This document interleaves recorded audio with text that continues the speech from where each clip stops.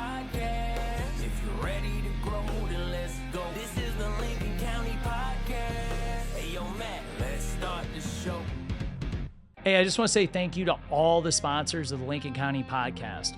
Hozak Plumbing, Simply Worth, Medical Weight Loss, Town and Country Insurance, The Guild, and Boyer Academy. Thank you guys for your sponsorship, and thank you for making the Lincoln County Podcast possible. Just want to say thank you to everyone at Boyer Academy. Without the success of Boyer Academy and all the families there, I wouldn't have met all these wonderful people in and around Lincoln County that have came on the Lincoln County Podcast. So without you guys, none of this would really be possible. Having this has been a dream come true to sit down and talk to so many business owners and share my experiences at Boyer Academy, their experiences and successes with their business with everyone in and around our local area.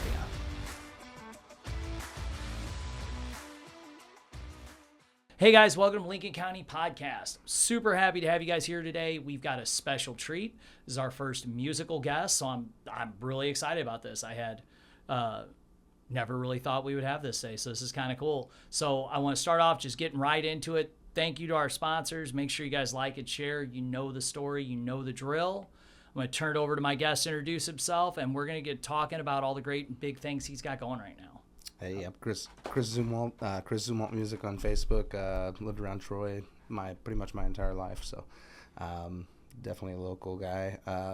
Playing music with the Schwag, and we're doing a Tom Petty tribute for the Schwag stock coming up Labor Day weekend. So I figured that's cool. Get on here and do a little promoting and talk to Matt and just let him know what's going on around the county here. So what was the big thing you had, was that yesterday? Yesterday I was on the Daily Show with Angela Sharp, STL TV. So, that's awesome. How was that? It was fun.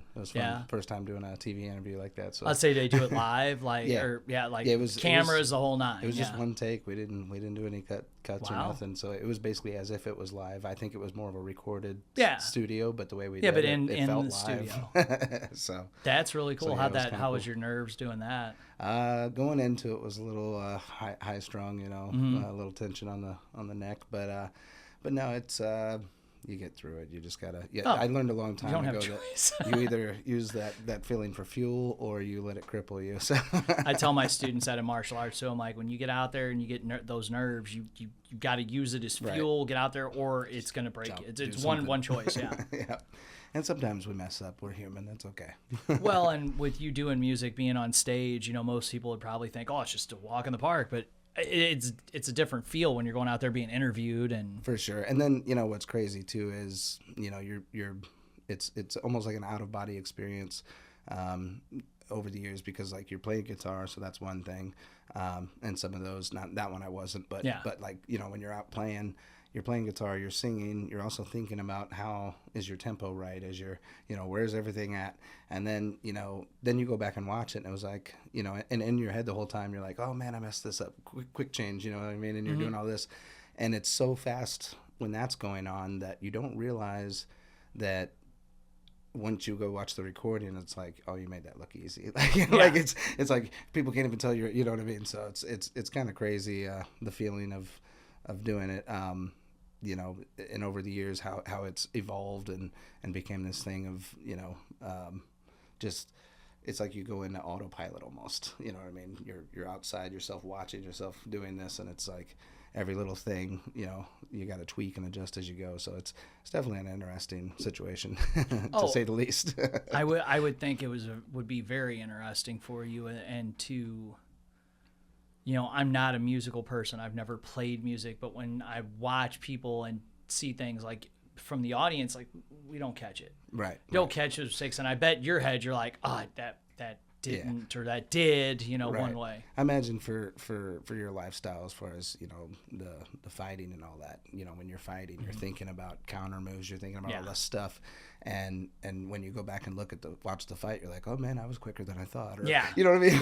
Or it's the other way too. So as you watch it, you're like, well, that felt way faster. Why didn't I block that? Or I thought I jumped higher, way higher, but I really only. We do that at the school. We'll be doing a drill with one of my black belts, and I'll be like, hey, let me video that real quick. And I'll video it, and I'm like, that looked really slow. And that's when you start realizing a lot of stuff on social media, a lot of these people speed their crap up because it's like, there's no way. Because I'm holding the mitts and we're moving quick. And then I watch the video and it looks like, right. It's like slow-mo. and then you watch some reel somebody put up, you're like, wow, I couldn't even catch it. It's like, okay, that's just like, they cheated. They set that up. I see. I get it.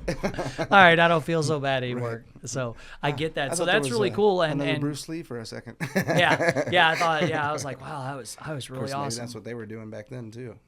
You never know. There's so many. Speeding the film up.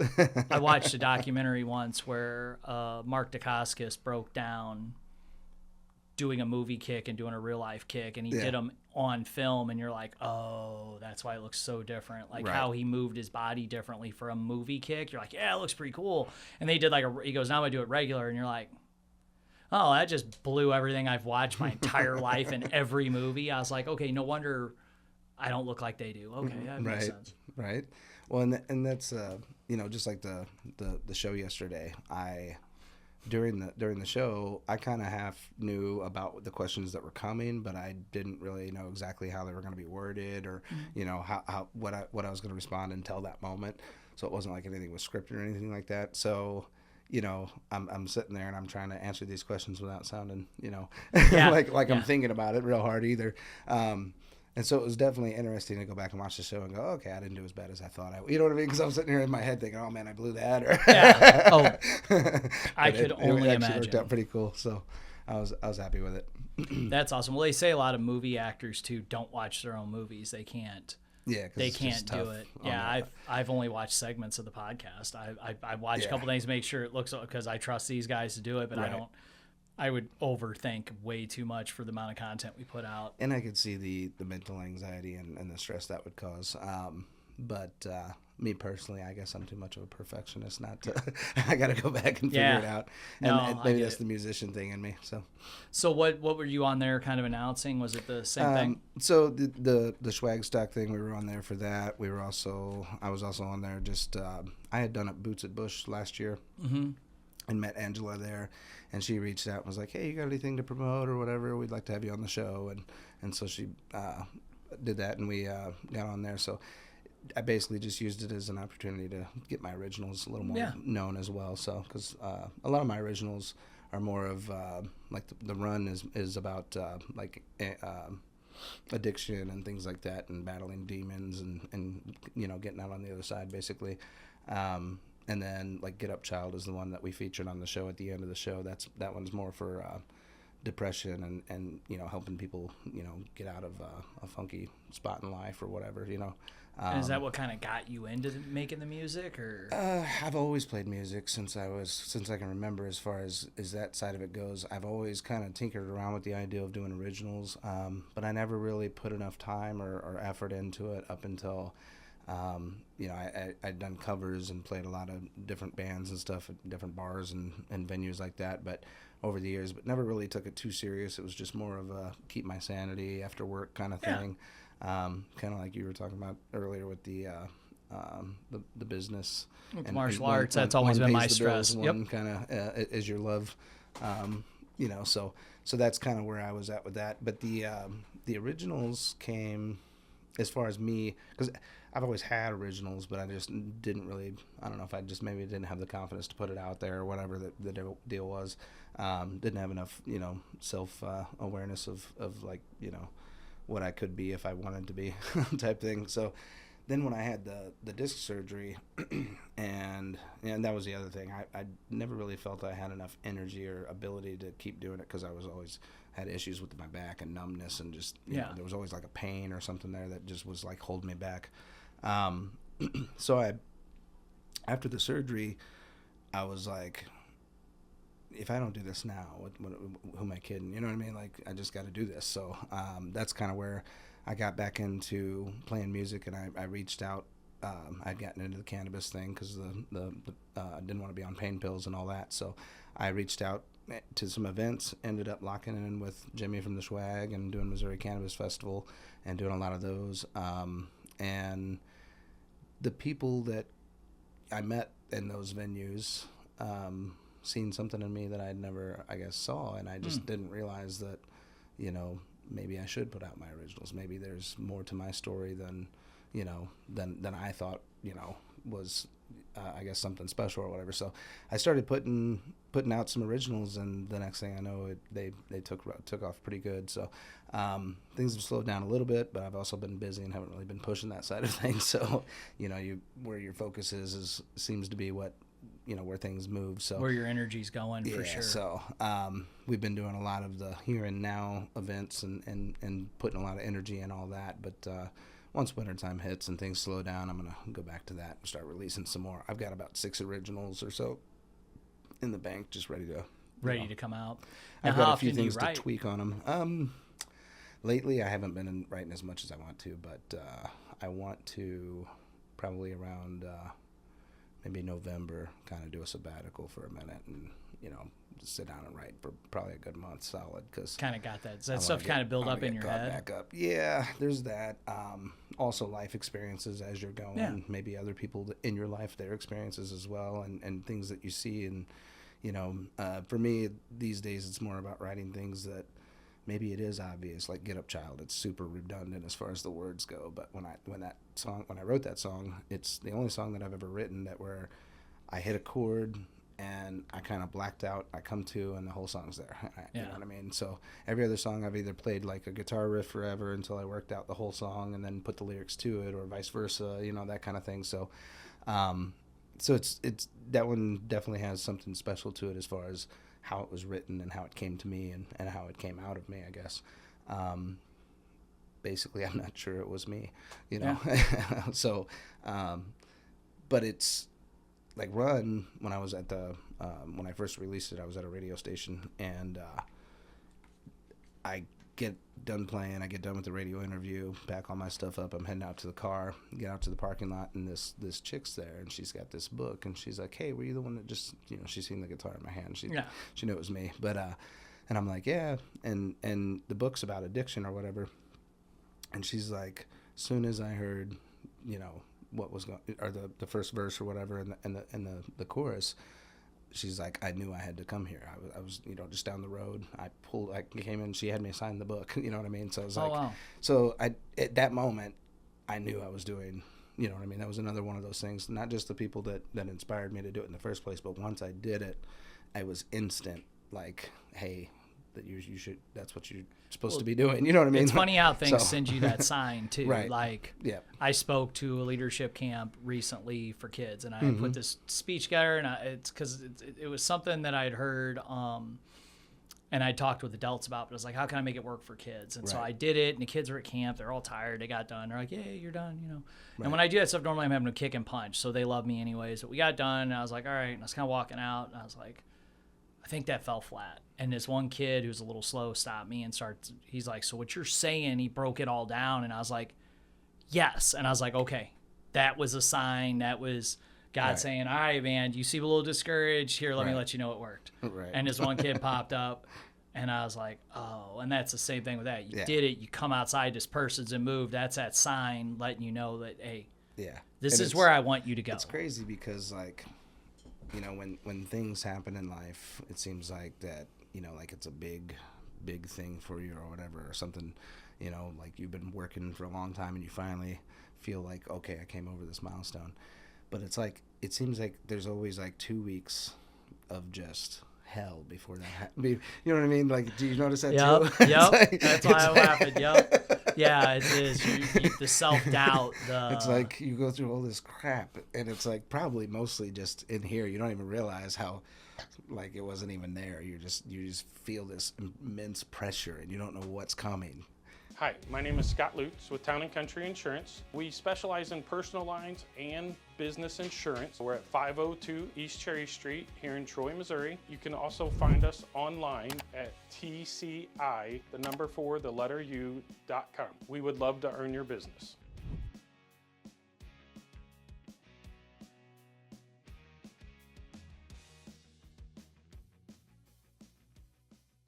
Yes. And Joey and I were just talking about that. Having to have that time.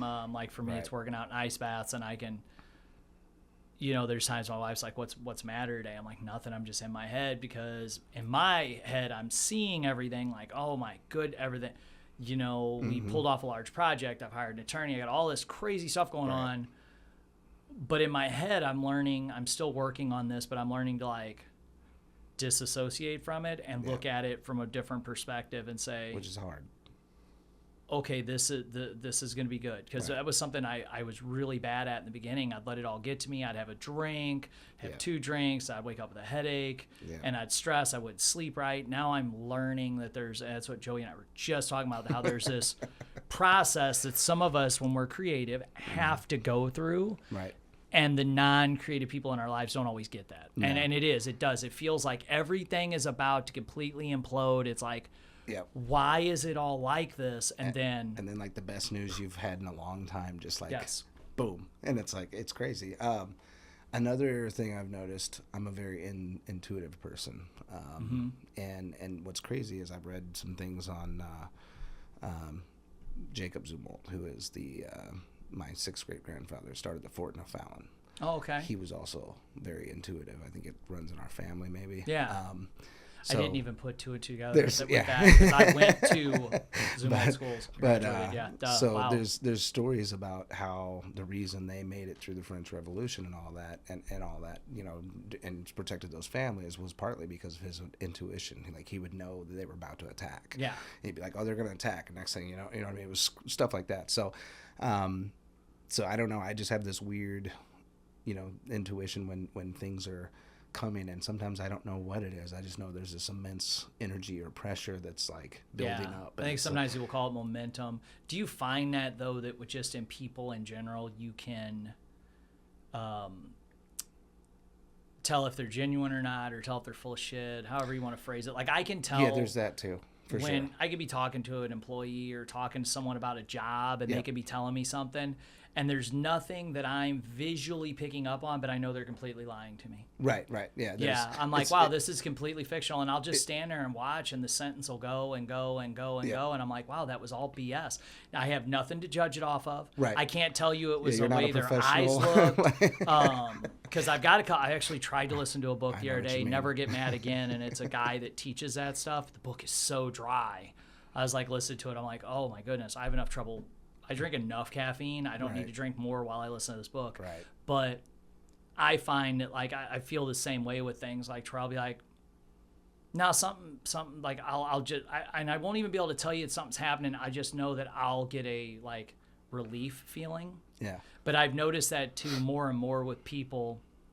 I think it's why I did good with sales when I worked at Jiffy Lube, is I could tell if a customer, just by the way they walked up to where I was standing, was a no-go or not. I'd be like, oh, hey, actually, your phone number looks good. Let's go have a seat in the lobby. And one of my sales guys could do it too, and the boss is always like, man, no, you got to pitch everybody. I'm like, I'm not wasting my time with that dude. I could just tell. And I thought it was a body language thing, but I've noticed now, like, when people, and I'll have a customer start telling me about this contractor, it was there before, and in the back of my head, I'm like, wow, they are completely lying. This is completely made up right now. Yeah, and it's just a weird thing. And I think just some of us, like, because my wife will be standing there, or other people I know, and I'll be like, pick up on that? Pick up on what? I'm like, nothing. And I'll just keep it to myself, because I'm like, I just watched too much Criminal Minds or something. Like, I'm like, you know, I'm not claiming there's a psychic thing there, but I think just some of us, you feel it.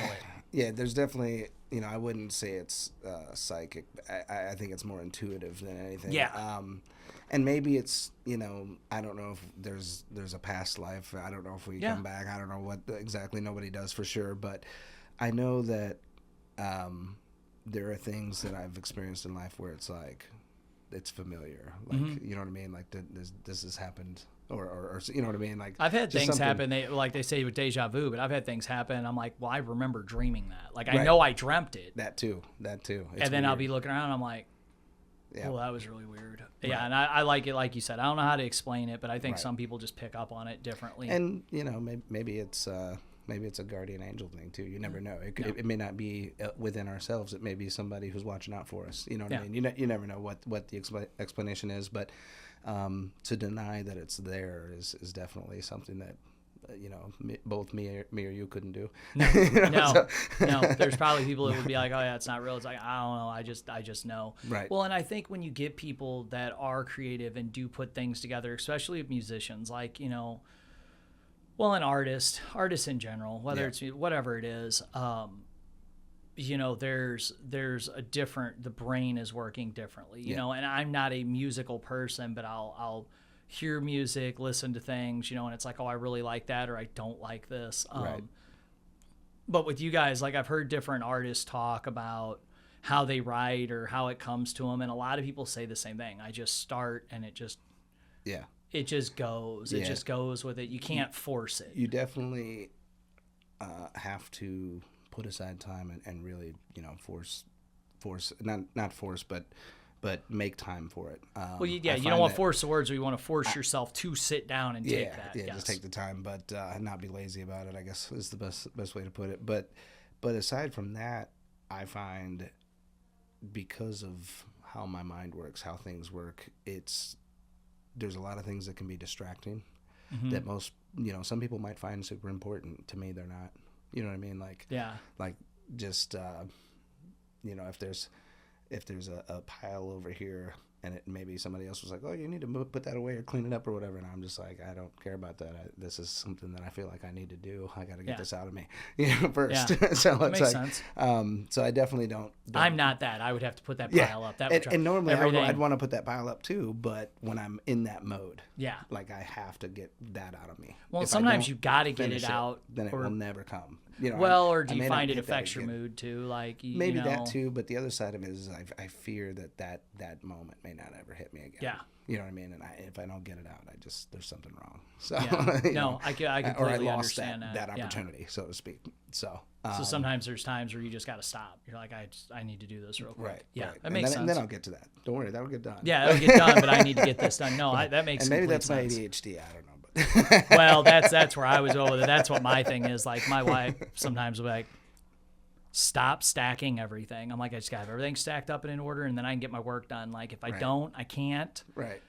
And I told her, I was like, I get it. It's hard to live with me with this stuff because it's a little over the top sometimes, but that, I'll walk the house, pick stuff up before I go to bed, or I don't sleep the same. It's I'm just weird. Yep. But I could see that though. Like when I've got something I'm writing, like if I'm working on a speech, somebody be like, "Did you write your speech yet?" No. "Did you write your speech yet?" No. And like maybe 3:27, they're like, "What are you doing?" I'm like, "Write my speech." And it's not that I'm like waiting. It's not like I'm procrastinating. Yeah, speech is done. It's not that I'm procrastinating. I'm just waiting till I'm in that mode. Right. And there'll be times like, "Are you gonna write? You gonna do this today? Or you gonna do that?" I don't know yet. Right. And she'd be like, "What do you mean?" I'm like, I just got to see which way I'm going today. If my brain, there's times on a Sunday I'll sit down and put up all my social media for a month. Yep. I'll just get in a groove and knock it out. There's other times I'll sit and write like it. Right. Or you and I would say that music's a lot like that too. Like if you said sure. at 3:00 on Tuesdays, I'm going to write every week. You might not feel like writing at 3:00 on a Tuesday. You might feel like writing at 3 a.m. on a Thursday. Yeah, you wake up. And it's exactly, right? Night, yeah. There's that too, and when it hits you, it hits you. And that's kind of what I mean by, some other, like for instance, my wife might be like, "Hey, I thought we were going to do this today." And I'm like, "Well, this hit me, and I just got to do it."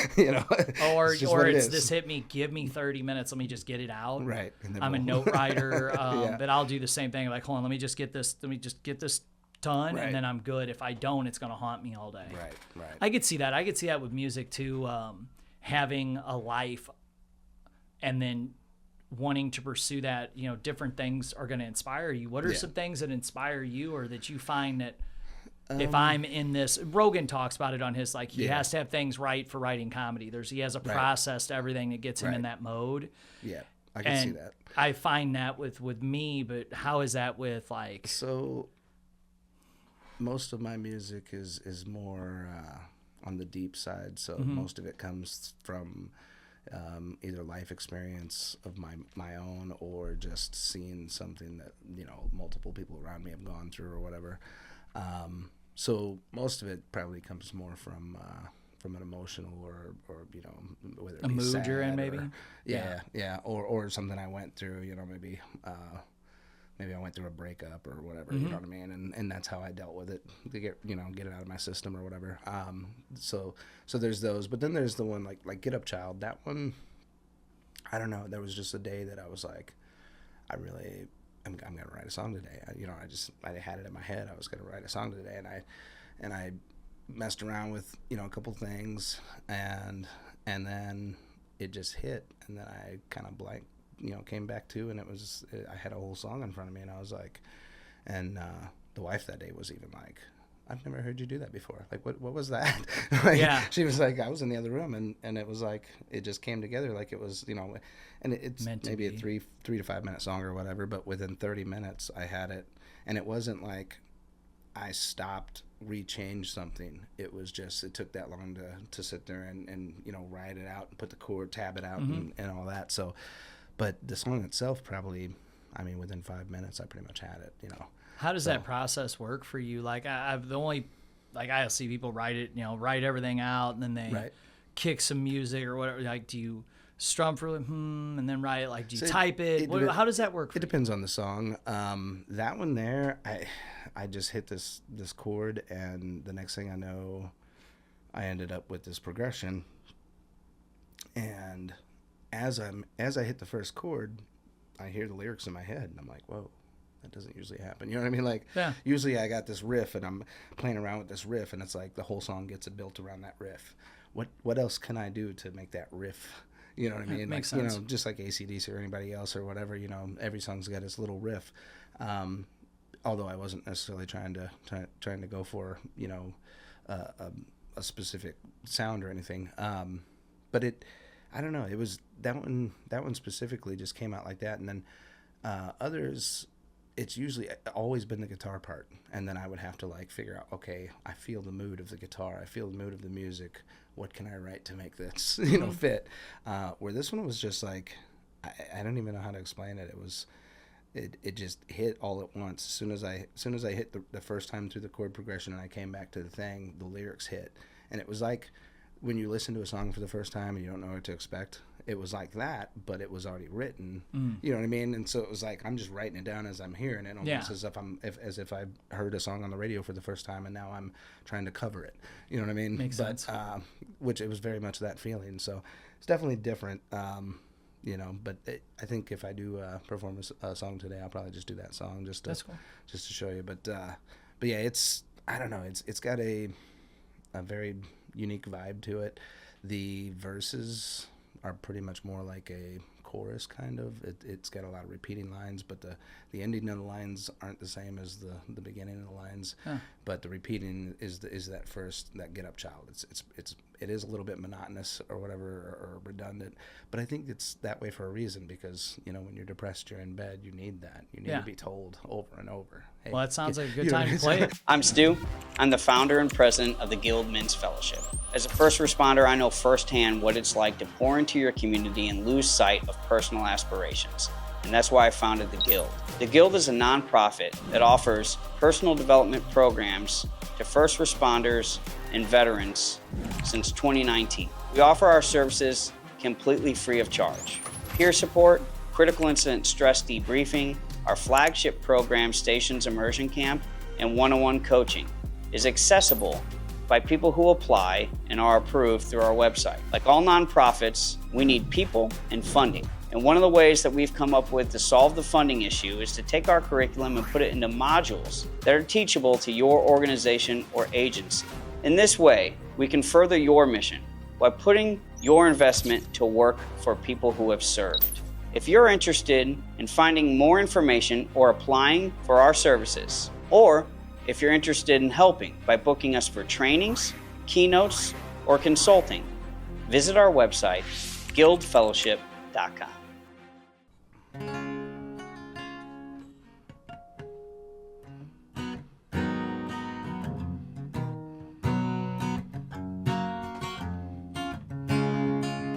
Get up, time, yep, gonna rise up. The sun is shining on your face.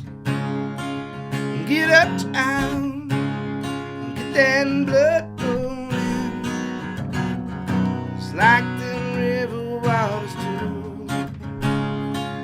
Get up, time, yep, gonna rise up. Many things to do today. I ain't gonna let it tell her what to do. I ain't gonna let it tell her what to do.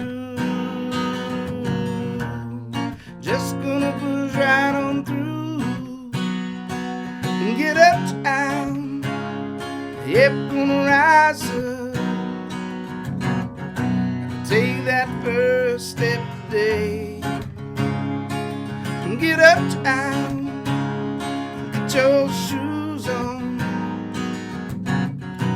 find your place in this world. Get uptown, you're gonna rise up.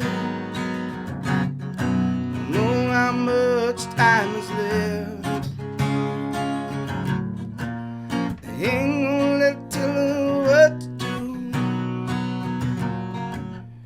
They ain't gonna let tell her what to do. Just gonna push right on through and get uptown. Yep, gonna rise up. Always look for the bright side. Get uptown, get your shoes on. There's many things to do today.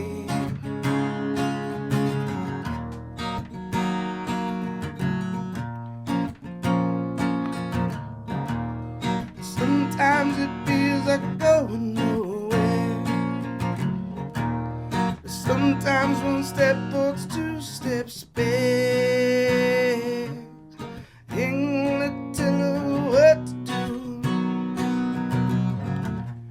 Ain't gonna tell her what to do. Just gonna push right on through and get uptown. Yep, gonna rise up. The sun is shining on your face. Nice. Thank you, thank you, thank you. That was really good. Thank you. So now, how long ago was it that you wrote that song? Or Or how long you been performing It was it? this year. I released that one. Let's see, Run I put out, I think it was January, February. I think it was March. I put out another version of Run with Hitman, a collab version from Outlaw Nation. And then Get Up Child was, I want to say March. Nice. End of March. And then what did I do? Take Your Medicine was May. And then I think June we did Desire. So I want to say either Golden Rhine or I think it's either Golden Rhine or Frostbite Butterfly will be the next one that I release. Nice. Depends on which one I can get. There's a few little things I got to finish up at the studio on the last 6 songs that I have to release. One of them needs a lead. One of them needs just little tweaks. Just stuff I got to find time to get into the studio again. Well, once you get it wrote and start working on it in the studio, how long is that process? If you go in and like attack it, how long does that process take you? So it depends. The first few songs we did start to finish in the studio and did them that way. The last I think 6 or 7 and I think Desire would be included in that. We went in and did like an 8-hour sesh and just knocked a bunch of them out, so that all I had to do was go back in and do maybe a half-hour sesh here, or, you know what I mean? So, and I may just go back and tweak them all at the same time and then just release them as we go. I don't know. I haven't decided yet. But the reason I'm doing the releases the way I'm doing is because the algorithm, if you just So I was going to ask next. Yep, if good you job. keep it going, because otherwise, I could write albums and do all that, but then I don't have time for the live stuff, and I really enjoy the energy and the transfer of energy from the crowd to because I did live streaming after COVID for a little while. Yeah. And I enjoyed it. It was fun, but it wasn't the same. It's not. There's I don't know how to explain. When I tried teaching my classes over Zoom, I made it like 2 weeks during COVID, and I was like, this is not going to last because this sucks. There's no... It was like the end of it. I'm like, normally at the end of it, we're like, yeah, good work. Footwork was good. Yeah, like everybody's kind of hyped or they're sweaty, whatever it is, whether it's a hard workout or not. There's like something we get to the end, I'd be like, same time tomorrow? Right. Like it was so weird. So I could get that for like musicians or even comedians that were trying to do, live stuff over Zoom and over, streaming had to be extremely awkward. Yeah.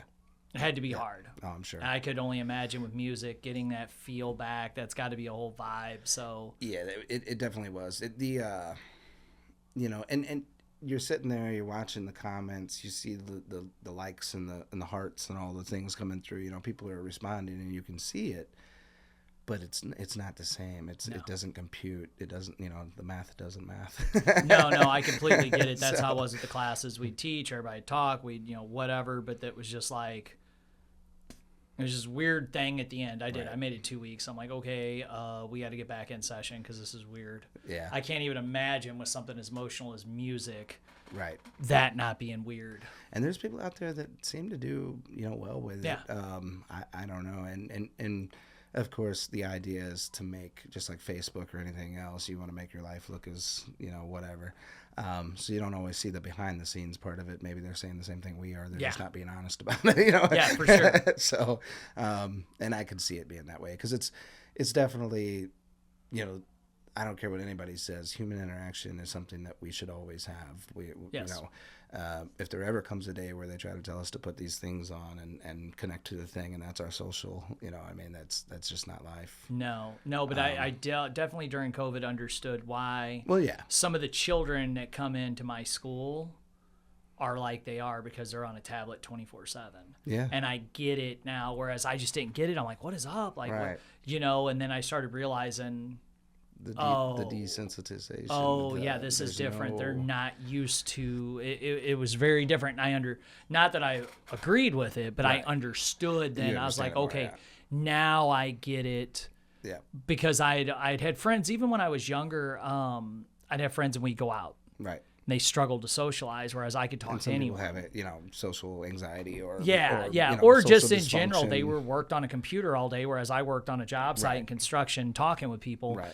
I had no problem. Like I could walk up, talk to anybody, whereas they could chat with people online. I'd be like, "How do you do that?" They're like, "What do you mean?" I'm like, "Well, it's just so weird. Right. You can't read them. There's no body language, whatever." It was such an odd thing, and I never understood it till then. When there was a time where I was behind the screen, I'm like, "Oh wow, this is weird." Oh yeah. It's a different world that the younger generations are seeing. What I see, unfortunately, is it feels like everybody's been desensitized. There's no, you know what I mean? Like it's just, and to me, the lack of empathy and having sensitivities to what's going on around you was always like the number one sign of a serial killer or some other, weirdness. So like, it's like, if the whole world goes like that, what are we?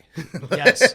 No, that's why everybody goes crazy. Scary. There's so much time done like that to where even if you go out in public and you're somewhere, it's so rare. Like I went to the car wash the other day and I said something about the weather, kind of taking a little turn later this week. And the girl's like, yeah, it was really hot. My friends and I went golfing the other day and we talked for a second. And I was shocked because most people can't do that anymore. Yeah, it's like the small talk has gone. Yeah, it was very natural. And I was like, well, that's cool. I was like, well, good luck at college. She told me where she's going to school. She'd been doing a little golf. I'm like, that's really awesome. Good luck. Huh? Gives you a little hope. Yeah, but I was shocked because so many of them can't. Right. Another thing that's very crazy these days is work ethic. It's when you find a young person that's working their butt off, like somebody from our generation or older even, because the generation above us was probably the best work ethic that's still around anyway. But to see it in some of these younger kids is like refreshing because for a minute there I was like, what are we gonna do? That's why I love having my martial arts schools. I get to see that firsthand. Yeah. And it refreshes me because I hire so many guys that have none. Yeah. Hey, man, I need $35 an hour, and I need this, and I need a ride to work, and I need you to make my lunch every day, and I need every other Tuesday off, and I want to work on Zoom on Wednesdays. Well, we're painters. Yeah. I'll Zoom in. I'll paint something at home. Like, it just blows my mind at some of the things these dudes want. And I'm like, hold on. Yeah, I'm like, hold up. Can you even paint? Yeah. Right. Prove it. Well, I ain't gonna come in and work for you and prove it. You're gonna pay, and it's wild the mentality out there. And then like I have one guy tell me he messaged for a raise, and I said, no, dude, you're late. You're 10 to 45 minutes late every day. Right. He sent back, nobody gives a fuck that I'm not there on time. I'm like, I do, and I'm the one that pays you. Right. What do you so mean? I'm not giving you a raise because I've said punctuality means a lot, and you were told, and it just baffles me. And then but with the school, then I see the younger generations. I think there is a shift, And I think we're going to see a lot of the social media stuff go. I think in our lifetime, we're going to see that change. I hope. I think I might just be being hopeful, Well, yeah. but I mean, there the is pattern that can change only out go there. for so long, right? Huh? The pattern can only go for so long before I think there's a it's- void and it starts getting filled again. Well, a lot of the teens I have at my school aren't on it because I even had like a meeting with a bunch of them. Like, listen, I want someone to manage this, take pictures, do things in Right. class. Because I realized I was always the one doing it. Someone was teasing me. They're like, "You're not even in it." Right. Like, what do you mean? They're like, "Well, you own the school, but all the photos are the classes and the Yeah. instructors because you're behind the camera." Right. I'm like, "Oh, I need to fix that." Right. All of them were like, "I don't know, we don't TikTok." I was like, "You guys can't make a school TikTok and run it for me?" Right. Like, I don't want to. Right. None of them did it, and I was like, actually, good job. I gave them all a Right. high five for not having any experience. I'm like, let's not poison you. Don't worry about it. I'll just take care I of was it. going to say it's probably places like your school that is actually pumping out kids that have some work ethic and some, because they're not sitting at home on a video game or on social media or whatever. They're actually have some discipline and punctuality and. Well, I think a lot of coaches are doing that. I think there's a generation of coaches coming up that's bringing back that old school mentality of putting in the work. At least the algorithm shows me a lot of content like that because that's what I'm in. That's the realm I'm in. But I see a lot of good stuff out there, and I think it's making a comeback. Well, let's all hope. It just depends on what page you get on what day. There's some days it's like, wow, we're all gonna burn. Okay, this is interesting. This is wild.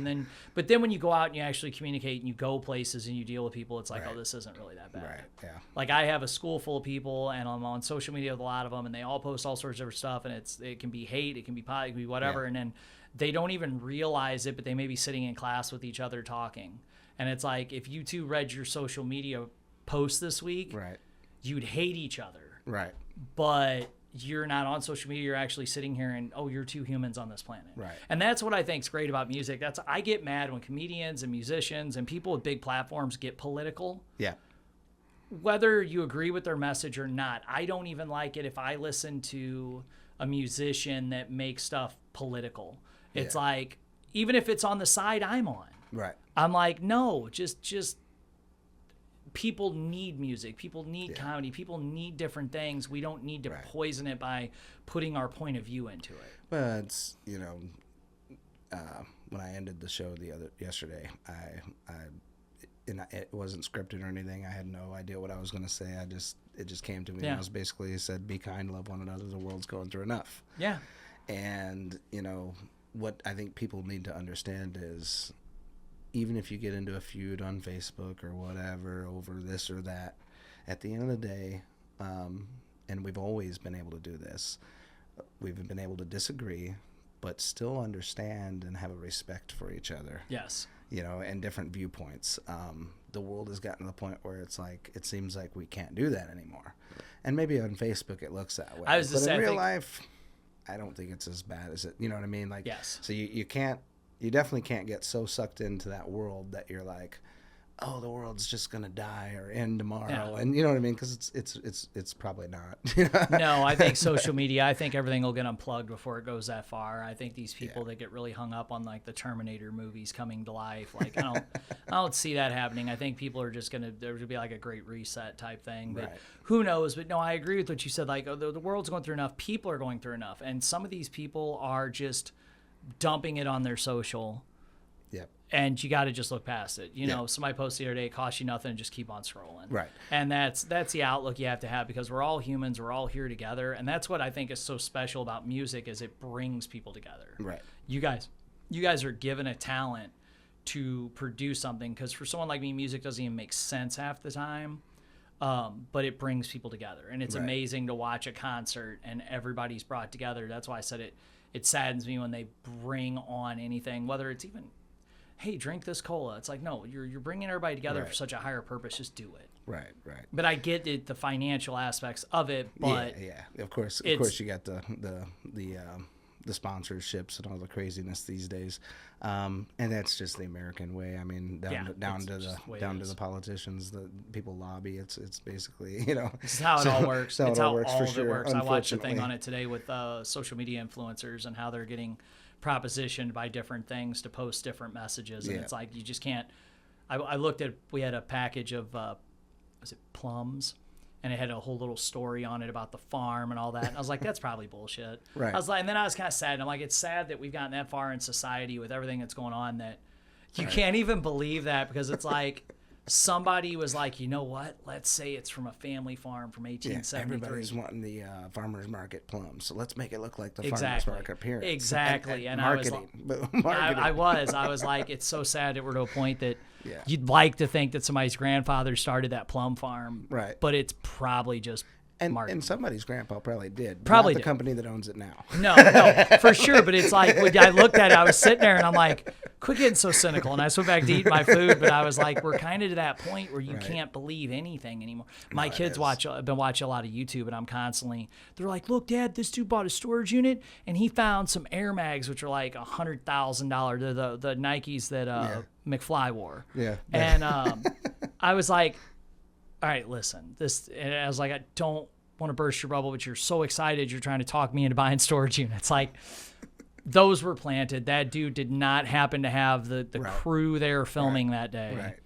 when he found that $117,000 pair of shoes. I'm glad you're excited, but Some collector brought them over so they could make a show and Yeah. make you excited, so you'd buy storage lockers across the world. yes, and I was like, I get it, but it's like in our day and age, you watch movies, it was a fictional movies on TV. Some of this stuff is put out there like it's real life to these kids. And I was like, listen, bud, and we talked, and he's like, oh, okay, that makes sense. He gets it. And I think the reality TV, series like from the 90s up, whenever all that hit, that's kind of when TV just kind of went to that whole platform where it's like, ooh, check this out, we can do this. And manipulate everybody sell.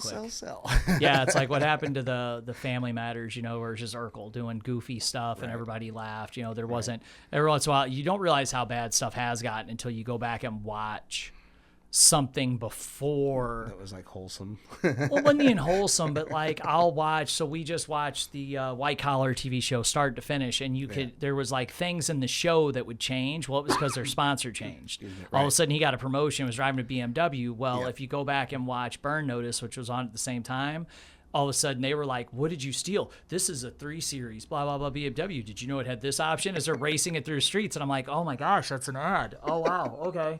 Or you watch one show we clicked on one time, everybody drove badass Dodges. I'm like, Subliminal. wonder who sponsors this Right. this show, Right. And back then we didn't really think about it as much. Nowadays it's definitely more in your face. And I think everybody's picking up on it. And I think that's where that change will come. But so when's your next event coming up? How can people find out about it? Where can people find it as we wrap up today?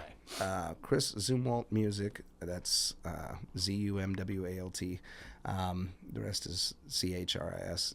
But anyway, the event tab on Facebook specifically is probably the most up-to-date spot to check out. I know the August 24th, we're going to be at Johnny's Hideout in South St. Louis. Okay. I was like, that sounds familiar. Yeah, it's the patio sunset view or whatever.